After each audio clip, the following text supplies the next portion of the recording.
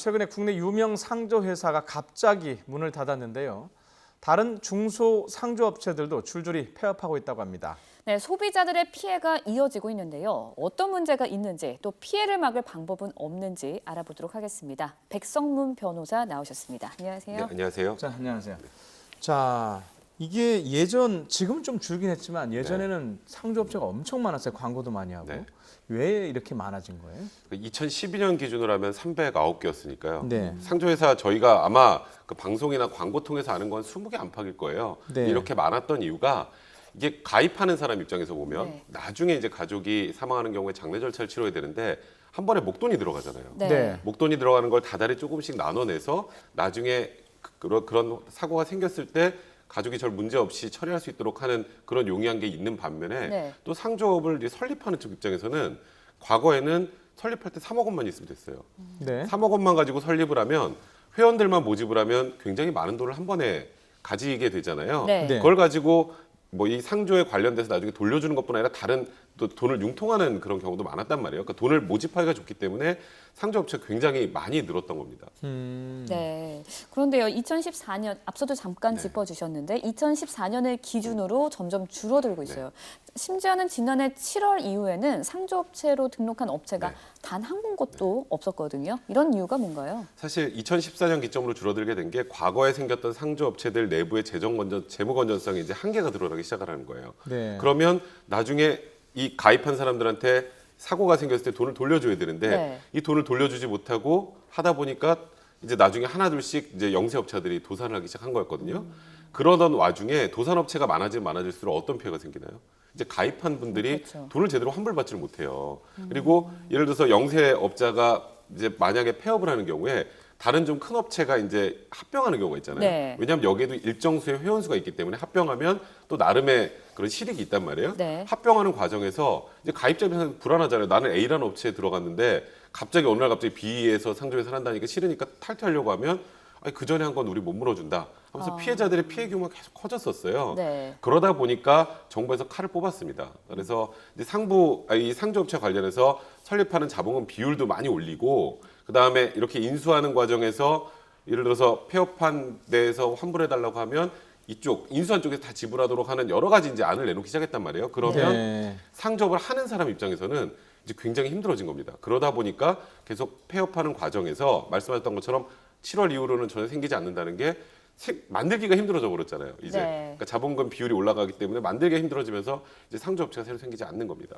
예, 조금 전에도 언급을 하셨지만 올해 1월부터 강화가 되면서 할부 거래법을 강화를 해서 시행을 하는데 이게 구체적으로 조금 더 어떤 내용이길래 네. 이렇게 폐업 위기에까지 몰리는 경우도 있나요? 그러니까 상조업체가 원래는 최초에는 자본금 3억 원만 있으면 설립할 수 있었어요. 네. 근데 그 자본금을 이제 15억 원으로 올렸습니다. 네. 근데 지금 5배 올렸네요. 현재 존재하고 있는 상조업체 중에 자본금이 15억이 넘는 데가 몇 개 없어요. 아, 그러니까 10억 미만이 50%가 넘습니다. 그러다 보니까 이제 아무래도 신규 진입도 좀 힘들고요. 이 안에서 3년 유예 기간 안에 10억을 확충해야 되니까 앞으로 상조업체가 존재하기도 좀 쉽지 않은 상황이 됐고요. 몇 군데를 제외하고 또 네. 하나는 지금까지 상조업체 가장 큰 문제는 상조업체 이 회장이나 간부들이 돈을 유용하는 거예요. 이제 횡령 배임하는 경우가 많았거든요. 얼마 전에 이제 대형 상조업체 사장도 자살을 했던 이유도 항상 그런 게 문제죠. 네, 항상 그런 게 문제인데 네. 그러니까 외부 회계 그 감사를 의무화했습니다. 이번에 네. 법으로. 그럼 이제 외부 회계 감사를 의무화하면 그 돈을 마음대로 융통하지 못하니까 좀 나쁜 의미로 얘기하면 굳이 만들 메리트가 없어진 거죠. 상조 회사를. 네. 그리고 마지막으로는 아까 말씀드렸던 제일 큰 문제가 원래 A라는 상조업체 가입했다가 이 상조업체가 없어지면서 B랑 합쳤는데 나 환불해 주세요라고 하면 나 못 해줘. 그럼 방법이 없었던 거예요. 아, 네. 근데 이제 그것도 인수한 업체가 무조건 환불해 주는 것을 의무화하게 됩니다. 그러면 어떤 문제가 생기냐면 네. 폐업하게 놔두지 합병을 안 하잖아요. 그러니까 상조업체 개수는 계속 줄 수밖에 없는 상황이 된 겁니다. 네, 앞서도 잠깐 짚어주셨는데 지금 이제 업체가 합병을 하고 그러면 폐업한 업체, 그러니까 네. 뭐 합병을 한 업체 가입하신 분들한테 환급할 때, 네. 그러니까 해약을 할 때 환급 의무를 지켜야 네. 된다고 말씀하셨는데 네. 그 외에도 가입하신 분들의 피해가 있을 것 같아요. 그러니까 예를 들어서 난 분명히 나중에 부모님들 사망하게 되면 나중에 이제 장례 절차 치를 때 그것 때문에 돈을 넣었는데 그 크루즈 여행하는 대로 돌려라. 뭐 예를 예, 들어서 예. 네. 그러니까 내가 그 사용할 뭐 하려고 했던 그런 게 아니라 아예 다른 쪽으로 하도록 강요하는 경우도 있고요. 제일 큰 문제가 결국 이제 폐업했을 때 환불이죠. 원래는 이제 상조 공제조합이라고 해서 상조에서 돈을 이렇게 다 모집을 하면 50%는 거기에다 예치를 해야 돼요. 그래야 나중에 피해가 생기면 그걸 가지고 환불을 받을 수 있잖아요, 피해자들이. 네. 근데 실제로 그 20% 넘게 예치한 회사가 거의 없습니다. 아, 그러다 보니까 거기가 폐업해버리면 나중에 돌려받지 못하는 거. 소비자 입장에서 가장 큰 피해는 사실 말 그대로 이게 나중에 이 회사가 문제가 됐을 때 내가 최소한 들어간 돈은 돌려받아야 되잖아요. 네. 약관상 85%까지 해주기로 돼 있는 회사가 다른 회사로 인수가 됐다는 이유만으로 거의 뭐 10% 이하로 돌려받는 경우도 있단 말이에요. 이제 그런 게 이제 어찌 보면 상조 업체로 인해서 생기는 가장 큰 폐해라고 해야 될 것 같습니다. 네. 예. 그 조금 전에도 언급을 하셨지만 그 자본금 규모 저희가 그래픽으로 준비를 했는데 좀 더 구체적으로 한번 보면 설명을 드릴게요. 자, 네. 그래픽 좀 한번 줘 보실랍니까? 그 영세 업체들이 지금 저 많다는 얘기인데 네. 그 10억 미만의 자본금 업체들이 지금 보면 52.4%니까요. 절반이 넘네요. 네. 52.4%. 말 그대로 예. 지금 저 52.4%는 3년 안에 자본금을 15억을 확충하지 못하면 없어지는 회사입니다. 그러니까 굉장히 지금 어찌 보면 지금 심각한 상황이죠. 저기에 지금 가입하신 분들 같은 경우에는 굉장히 걱정이 많을 수밖에 없는 상황입니다. 그래서 예, 저게 저 자료가 지금 2015년 9월 자료니까 지금도 저 정도 상태라고 보면 되겠죠. 비슷할 겁니다. 예, 네. 아무래도 피해자들은 그러니까 가입하신 분들이 가장 피해를 네. 많이 볼 것 같습니다. 가입을 할 때 어떤 점을 좀 꼼꼼하게 따져봐야 될까요? 일단 제일 중요한 건 회사의 재무 건전성이죠. 네. 그리고 재무 건전성이랑 그다음에 제가 말씀드렸던 그 예치한 금액의 비율 같은 거, 그다음에 선수금 지급 여력 비율 같은 걸 다 확인해야 되는데 이걸 어떻게 확인해? 우리가 어떻게 알아라고 하잖아요. 네. 그 공정거래위원회 홈페이지 들어가 보시면 됩니다. 이런 것 때문에 매년 2차례 공시를 해요.